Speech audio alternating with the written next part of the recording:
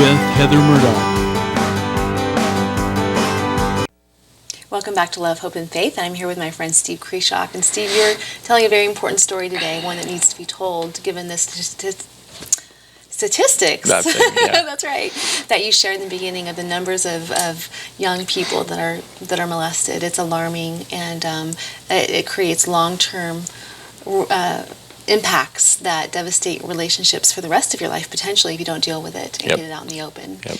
And very toxic, as you talked about that cancer. And when we went to break, you were talking about how the person who perpetrated this met your unmet needs of attention, affirmation, and Affection. affection. Yeah, So those tell us more about that. legitimate needs that you have are met in an illegitimate way. Right. And so there's a bond there between the abused and the abuser.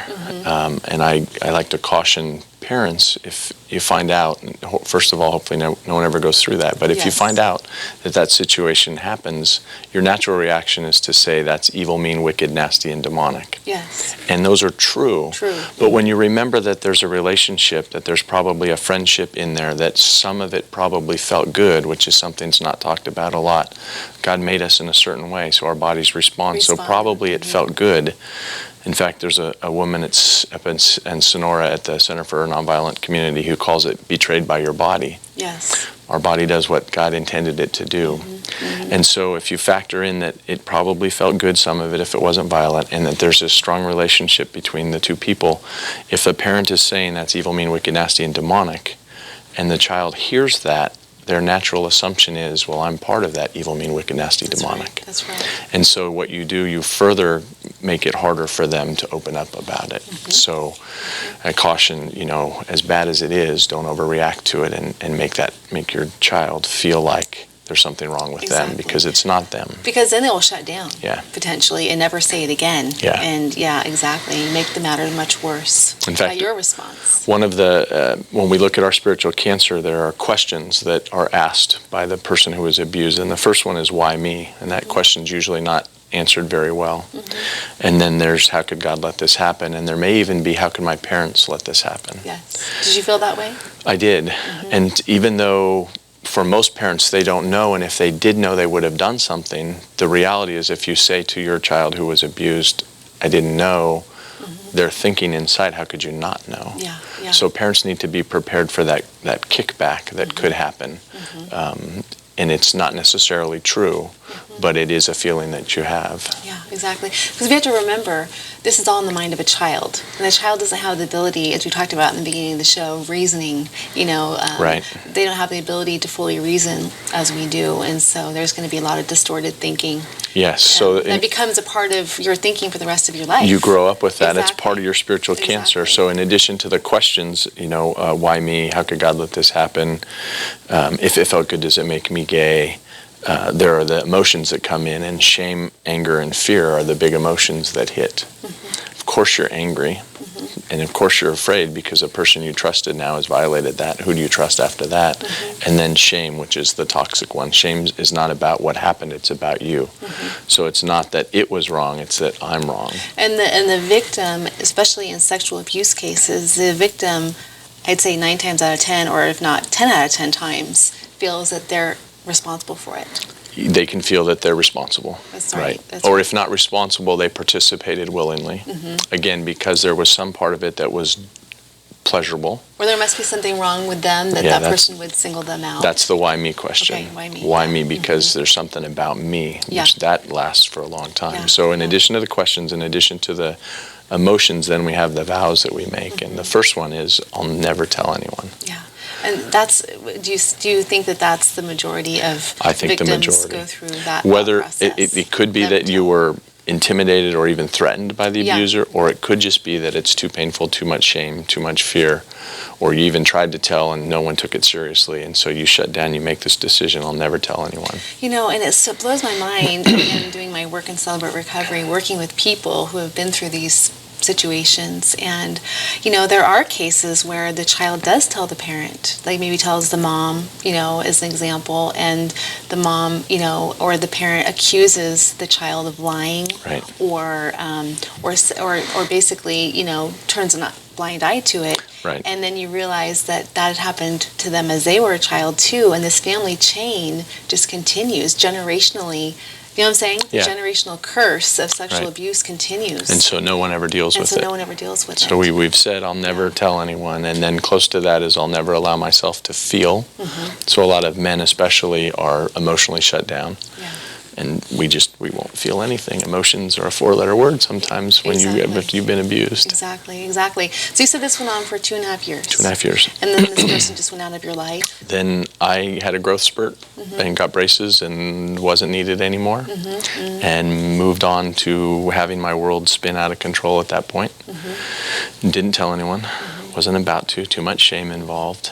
And that began then the struggle with same-gender attractions, with pornography, with being a compulsive liar, because I built this big wall up to keep people out, which is a great mechanism for survival. But when you build that wall to keep people out, you end up isolating yourself. You don't let people in. Exactly. And that lasted for a long time. Exactly. So so you're in your 40s now.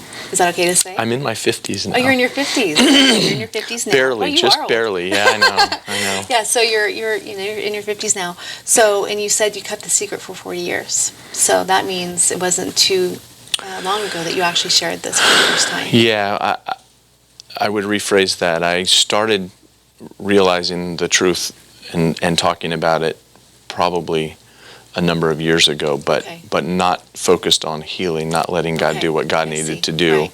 So I look at it, but between the time the abuse started and the time that I had a breakthrough where I actually did some of those forgiveness things you talked about, was a 40-year journey through a one-man exodus through the wilderness kind of thing. Okay. So what was it like, and who did you tell the first time? The first time that I realized that something had happened and was actually knew was watching a movie before I was married with my best man, watching Prince of Tides with Nick Nolte and Barbara Streisand. I remember that movie. Where there's a scene in there where he's telling what's happening to everyone else, and she asks what happened to you, and it triggered a flashback memory for me. And I don't remember the rest of the movie because I sat there going, oh my gosh. And so I've been through counseling, I've been through Christian counseling, non-Christian counseling, pastoral counseling, lay counseling, and shared little bits and pieces, but never really was willing to open it up. And it was only when God started working on me after sabotaging my life a number of times, that I realized I needed to look at this spiritual cancer, and that was the image he showed me. It was a spiritual cancer. And so then I've spent the last 6 years, probably more than that, 8 years, working on what is my spiritual cancer, what do those pieces look like, and how has it affected me. Well, let's take a look at that. I think Reese should pull up. We have 4 minutes before we go to break. Yeah, let's take a look at those slides, Steve, because you've been mentoring. I cannot talk today. It's okay. I'm sorry. You've been mentioning the spiritual cancer. Right. And you talked about the pieces. I know that refers to the puzzle pieces that you kind of come up with. That's a visual aid for people to understand what you're talking about. Right. Because I've been blessed to see your presentation of how your ministry works. So there we go. Reese's got those up. So tell us about these slides. So that puzzle represents the pieces of our spiritual cancer, and it's different for each person.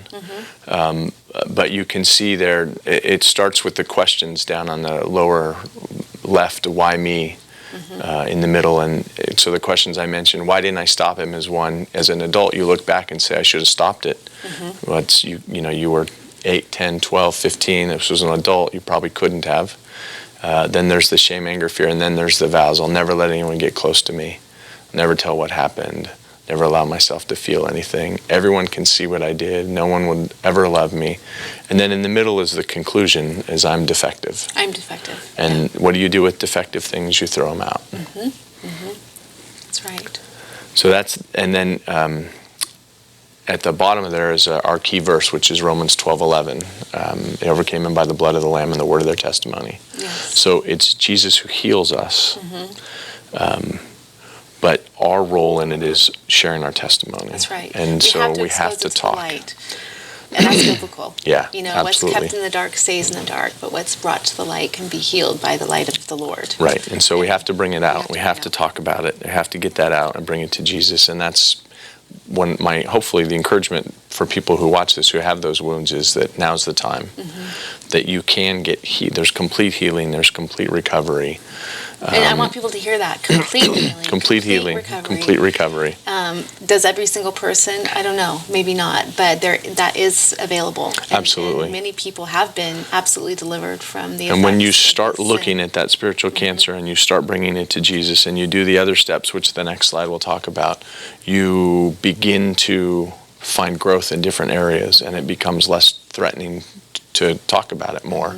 So obviously, I don't recommend coming on TV talking about it unless God calls you to, but with a trusted friend or with a counselor, now's the time. I'd encourage people, now's the time to say, yes, I've been wounded, and yes, it caused this pain and damage, and I want to get healed from it. You mentioned earlier on one of the areas that you acted out in was in pornography, and we only have a minute left here, but pornography is a huge epidemic. It's an epic level of people who are watching pornography daily in the church, outside the church. They say in recovery that 1 in 2 men looks at pornography and the other one's lying. Yeah, so, exactly. There you go. So that pretty much covers all the bases. Yep. Yep. So then that's not funny. That's actually very sad state of affairs. Yeah. But the root cause, again, we always want to look at the root cause. The root cause of that many times is something like what you've been through. Right. Childhood trauma. Childhood trauma, right. yeah. We medicate it through pornography. And it's so easy to access pornography in this day and age through the computer and online and the social media and all those things. It's almost impossible not to have it find you. Yes, and it's almost been accepted that it's okay, that it's normal, in many ways, but it has devastating effects. Devastating effects on families and relationships. Relationships especially. Relationships, right. Absolutely. Right. So, okay, good. Well, when we come back, I want to hear more of your story. Okay. And because you're married, well, you have a family yourself. Right. And we want to talk about that. Okay. And how that impacted your family. Okay. So we'll be right back. Stay tuned.